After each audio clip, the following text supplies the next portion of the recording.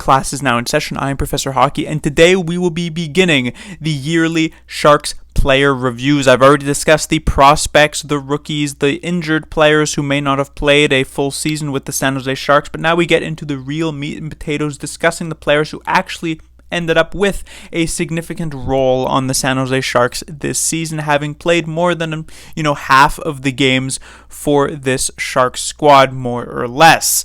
And it should also be noted that I will not be discussing players who played a large chunk of games with the San Jose Sharks but are no longer with the franchise at this point. So this will include players like Timo Meier, Nick Bonino, or Matt Nieto, which means that as we go from the highest rated to the lowest rated player, it is no competition for who will end up being first on this list, as we have Erik Karlsson. The only other player, like I mentioned, who would be even remotely close to Karlsson in terms of grade would have been Timo Meier, but he's with the New Jersey Devils now, so it is a moot point. We can just talk about Erik Karlsson, who obviously had an absolutely incredible year, and really for the first time as a San Jose Shark, even though he has been here now for 5 full seasons. Now, if we go back to the 18-19 year when he was acquired during that off season, in 18-19, he actually had some very strong moments. While it was a bit of a rocky start for him, he would end up picking it up, but then he would end up in a situation where he would have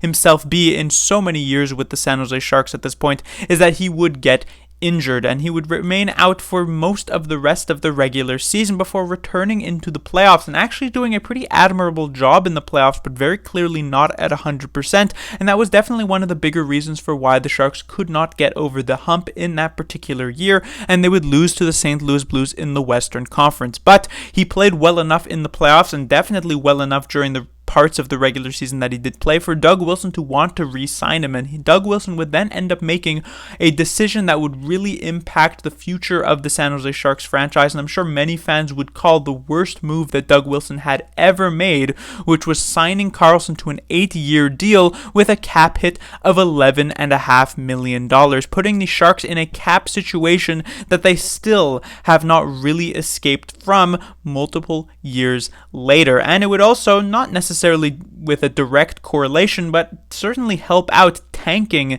this team immediately after, as the 1920 season, the Sharks would go from having finished in the Western Conference Finals to being the third last place team in the entire league. And from an Erik Karlsson perspective, it would continue those very same issues of the previous year of just getting injured. And even during regular season play, when he was healthy, Erik Karlsson wasn't playing particularly well. He wouldn't play a full season in 1920. He technically would play a full season in 2021, though this is because it was a shortened year of just 56 games, and interestingly enough, this was Karlsson's worst year as a San Jose Shark, and at the end it would come out that he was playing through an injury. And then at the beginning of the 21-22 season, Karlsson had said, "This is the first year that I'm healthy, fully healthy with the San Jose Sharks," and yet what ends up happening? He ends up being injured and missing almost half of the season anyway. During the time he was healthy, he was okay, but certainly not anything to write home about. And so going into the 22-23 season this year, it was once again said that Karlsson was fully healthy, but it was certainly a boy who cried wolf type of situation where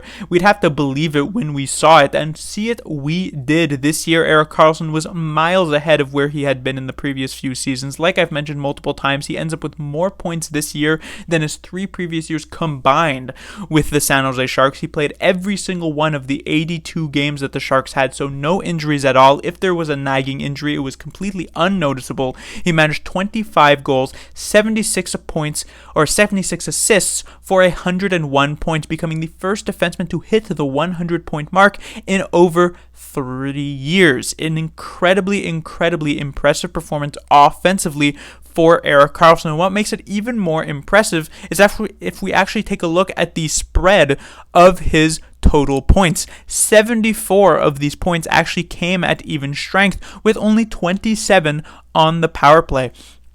Just looking at even strength point totals, Erik Karlsson was 4th in the league. If you compare him to Connor McDavid, who led the league with 153 points, he was only a singular even strength point behind him. On a power play points perspective, though, he was over 40 power play points behind McDavid, who had 71, while Erik Karlsson only had 27th, which was tied for 42nd in the league. So if Erik Karlsson had a slightly more competitive Sharks power play, he likely could have had at least, 5, maybe even 10 more points here, which would have further inflated his point totals to even more impressive levels. But in the end, even without that, an incredibly amazing offensive performance from Erik Karlsson. But that does bring us to sort of the opposite end of the spectrum here when it comes to a defenseman. That's exactly where the name of the role comes from, defense. And that's something that a lot of people are really very critical of Erik Karlsson for, and rightfully so. Of course, this player is not known for necessarily excelling at that particular role in the game,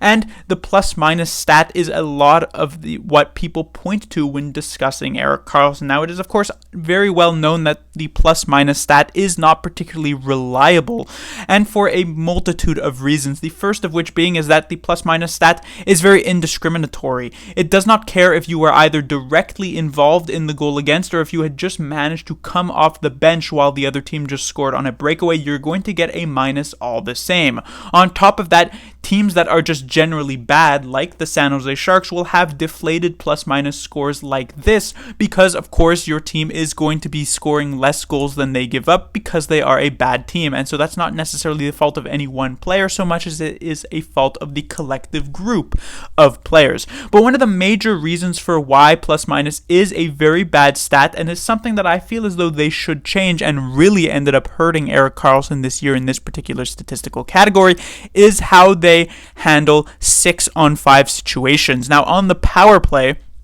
teams, when they score, are not given a plus because it is said that scoring at, a power play advantage is so much easier than at even strength that it isn't really fair to the players who are defending against it, so they don't get a minus, nor is it really beneficial and saying much of the players who score from it because, again, they have such a massive advantage. And yet, in a 6-on-5 situation, when a team scores an empty net goal, all 6 players on the ice for the other team end up with a minus. And because the Sharks were so bad this year, they were trailing a lot, which means that they were in an empty net situation like this many, many times and ended up giving up 21 empty net goals, tied for second most empty net goals in the entire league. And because the Sharks have 0 other defensemen who could ever fill into a particular 6-on-5 situation, I imagine that Karlsson was on the ice for at least 20 of these, if not all of them at this point, meaning he got essentially a free minus 21 through no fault or no real fault of his own, because empty net goals are, of course, not particularly difficult to score once your team ends up with possession, which is not necessarily Erik Karlsson's fault. So if you were to technically remove that minus 21 from his score, you would end up with a very respectable minus 5 for a defenseman on a bad team. To put this into perspective, another defenseman who actually did have a very bad season, someone who I will get to in a later video, is Mario Ferraro, who was sat with a minus 31 plus-minus rating, and he never plays in the 6-on-5 situation, so that's more of a true minus 31 compared to Erik Karlsson. So yes, this statistic, it does not look good, but it is much better than it appears on paper. And then finally, we take a look at the time on ice, which is a big reason for why Erik Karlsson managed to excel this season compared to previous ones. Erik Karlsson, just looking at the comparison to last year, ended up with more than 2 minutes more of ice time this year than last, and more than 1 minute more than he has ever played with the San Jose Sharks in his entire career. And this ties back to the departure of Brent Burns, one of the major reasons why it feels as though Erik Karlsson managed to explode this season. He had previously always been playing with Brent Burns in his time with the San Jose Sharks, which made it so it was a much more of a 1A, 1B type of number one defenseman situation. And the thing is that Erik Karlsson always seemed to be the 1B in that setup. Brent Burns was the guy for the San Jose Sharks, and this is contrary to what Erik Karlsson had experienced throughout the prior years of his career when he was with the Ottawa Senators. Not only was he the number one guy with the Senators, but he was pretty much the only guy with that team. Obviously, many will remember the 2016-2017 playoff run where Erik Karlsson was single-handedly carrying the Ottawa Senators to an Eastern Conference Finals Game 7, where they unfortunately ended up losing in double overtime to the Pittsburgh Penguins, who would eventually end up winning the cup.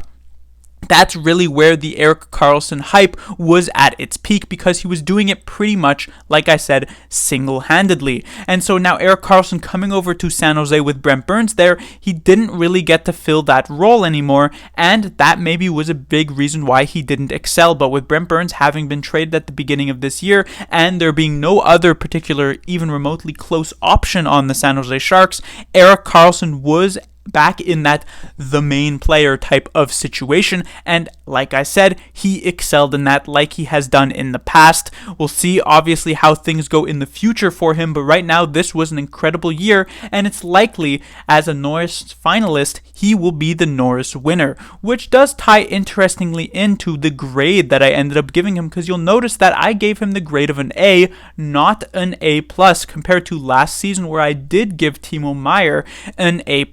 And I've spoken so much hype about his offensive output this season. That much is obviously extremely true, and I do think he should end up getting the Norris, but I just couldn't bring myself to draw the plus next to this A, just because I take a look at the defensive side of things, and while the offensive output from him does definitely outweigh the defensive deficiencies in his game, I still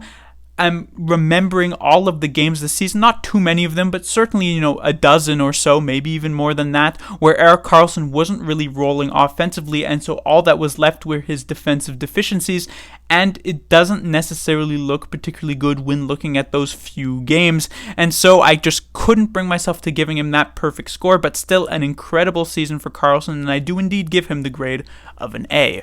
Class dismissed.